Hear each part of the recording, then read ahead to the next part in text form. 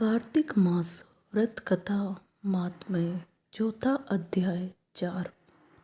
कार्तिक मास व्रत कथा के चौथे अध्याय में भगवान ऋषि सूत जी नारद जी को आगे बताते हैं कि भगवान मछली के समान रूप धारण कर विंध्यवासी कश्यप ऋषि की उज्जली में आ पहुँचे।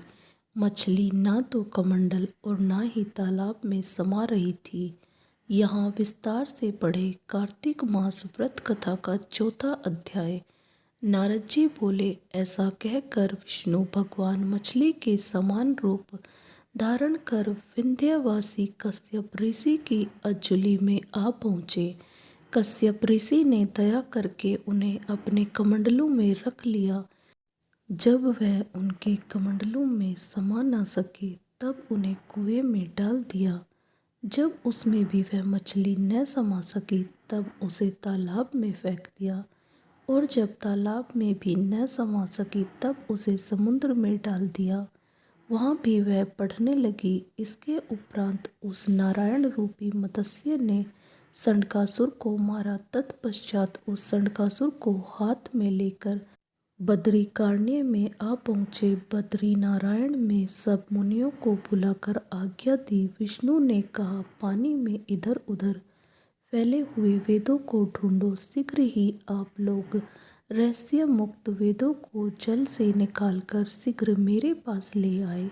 इतने काल तक मैं देवताओं के साथ प्रयाग में ठहरा हूँ। राजा पृथु से नारद जी ने कहा।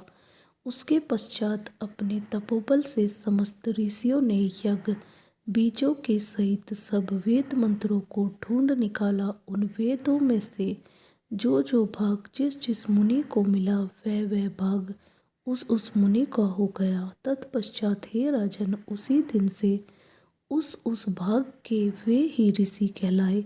सब वेदों को लेकर मुनिगण प्रयाग में आए और ब्रह्मा को उन लोगों ने सब वेद समर्पित कर दिए। सब वेदों को पाकर ब्रह्मा बड़े प्रसन्न हुए।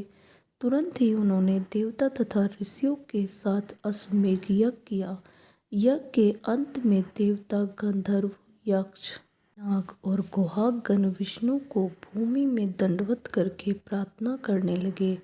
देवता गणों ने कहा, हे देवदेव, हे जगन्नाथ, हे प्रभु, हम लोगों की प्रार्थना सुनिए। हम लोगों के हर्ष का समय है, इससे आप हमें वरदान दीजिए। इस स्थान में नष्ट हुए वेद पुनः ब्रह्मा को मिले हैं। हे लक्ष्मीपते, आपकी अनुकंपा से हम लोगों को यज्ञ का भाग भी यहाँ मिला है, इसलिए यह स्थान आपके प्रसाद से आज से पृथ्वी भर में सर्वप्रथम पुण्य को बढ़ाने वाला, मुक्ति और भक्ति को देने वाला होवे।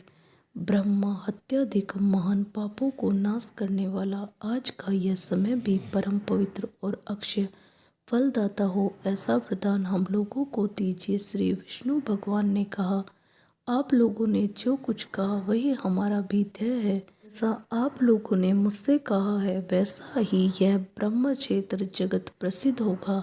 सूर्य वंश से उत्पन्न राजा भगीरथ गंगा जी को यहाँ पर लाएंगे और गंगा जी का सूर्य पुत्री यमुना जी के साथ यहाँ पर संगम होगा।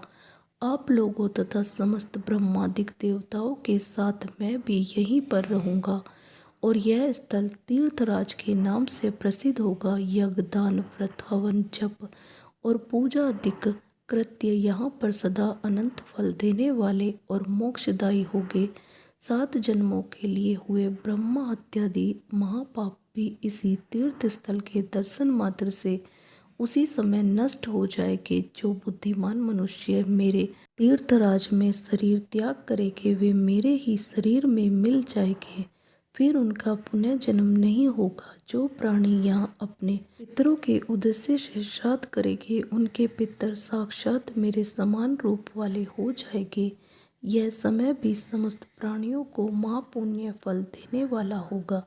जो लोग इस तीर्थराज में मकर राशि के सूर्य माघ में स्नान करेंगे उनके समस्त पाप विनष्ट हो जाएंगे। मकर की संक्रांति होने पर माघ मास में प्रातःकाल स्नान करने वालों के केवल दर्शन मात्र से सब पाप विनष्ट हो जाते हैं।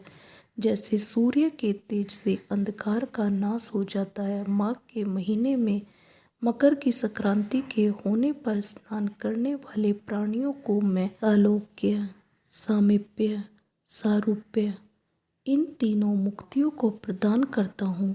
हे मुनिवर्य, आप लोग मेरे शब्दों को सुनिए। मैं सर्वदा व्याप्त रहता हुआ सर्वदा बद्रिकारण्य में निवास करता हूँ। अन्यत्र सैकड़ों वर्ष तप करने पर जो फल प्राप्त होता है वही फल यहाँ एक दिन में मिल जाएगा। जो महानुभाव मेरे उस स्थान बद्रिकाश्रम का दर्शन करेंगे वे जीवन मुक्त हो जाएंगे और उनके समस्त पाप नष्ट हो जाएंगे। श्री सूत जी बोले कि इस तरह विष्णु भगवान उन सब देवताओं से कहकर ब्रह्मा जी के साथ ही अंतर्ध्यान हो गए और इंद्रादि देवगण भी अपने अंशों को वहीं छोड़कर अंतर्ध्यान हो गए।